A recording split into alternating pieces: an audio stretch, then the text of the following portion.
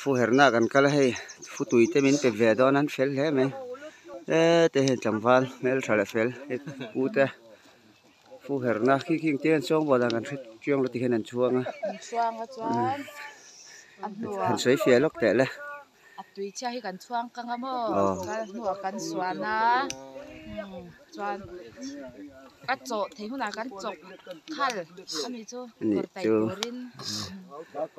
hau tak ve deuh don che heta kan thian te kan lan tir veang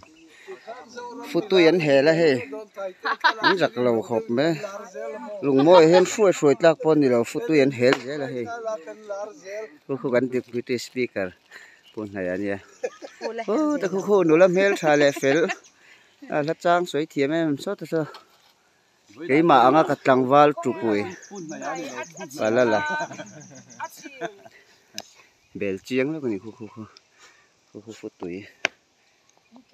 làm chiang lo choกันละไหนแล้วกันa thare vak lo he mi phut tui pa ngai hi chu mo chuan lo ka chu ni sa da lo la ho ma ing fri cha da ula fri cha da pon na tok ma ve na tu phut tui hi chu a chun tok ma chu tok lo nya tok ma tu kan lang ve lo ka nge lawang